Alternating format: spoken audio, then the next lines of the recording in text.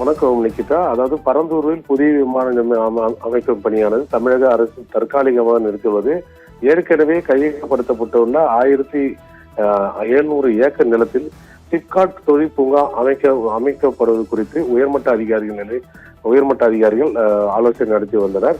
இந்த நிலையில் வருவாய்த்துறை அதிகாரிகள் தெரிவித்துள்ள ஒரு தகவலின்படி அதாவது இட நெருக்கடியில் மீனம்பாக்கம் சென்னை மீனம்பாக்கத்தில் உள்ள சர்வதேச விமான நிலையத்தில் பயணியர் மற்றும் சரக்கு போக்குவரத்து தொடர்ந்து அதிகரித்து வருகிறது. அதே சமயம் தற்போதைய விமான நிலையத்தை மேலும் விரிவாக்கம் செய்வதற்கு தேவையான இடவசதி அங்கு இல்லை என கடந்த அரசின் முடிவே. எனவே சென்னையில் இரண்டாவது புதிய விமான நிலையத்தை காஞ்சிபுரம் மாவட்டம் பரந்தூரில் பொது தனியார் கூட்டு 5600 ஏக்கரில் பரப்பளவில் கடந்த திமுக தலைமையிலான அரசு முடிவு செய்தது.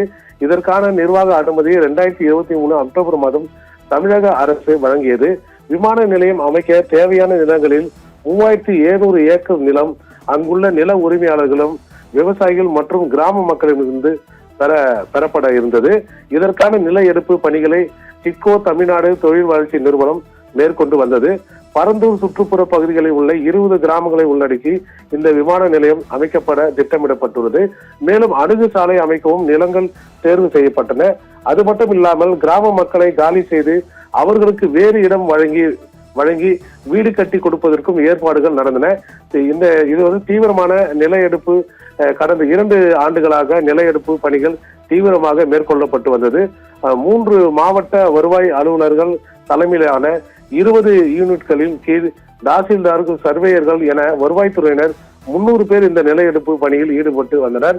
இதுவரை 1700 ஏக்கருக்கு மேல நிலங்கள் எடுப்பு பணிகள் முடிந்துள்ளது. ஆட்சி மாற்றம் தற்போது நிலையில் இதற்கிடையே தமிழகத்தில் ஏற்பட்ட ஆட்சி மாற்றத்தின் விளைவாக தமிழக வெற்றி கழகம் ஆட்சி அமைந்துள்ளது. முதல்வராக விஜய் பொறுப்பேற்றுள்ளார். அதனைத் தொடர்ந்து விமான நிலைய திட்டத்தை எதிர்த்து கடந்த ஆண்டு தாவேகா தலைவர் விஜய் ஏகனாபுரத்தில் கிராம மக்களிடம் பேசியிருந்தார். அப்போது ஆட்சி மாற்றம் வந்த நிலையில் முதல்வர் விஜய் தலைமையிலான பரந்தூர் விமான நிலையம் தொடர்பான ஆலோசனைகள் கூட்டம் சில தினங்களுக்கு முன்பே நடைபெற்றது. இதில் தலைமைச் செயலாளர், டிட்கோ அதிகாரிகள் மற்றும் விமான நிலைய திட்ட அதிகாரிகள் பங்கேற்றனர்.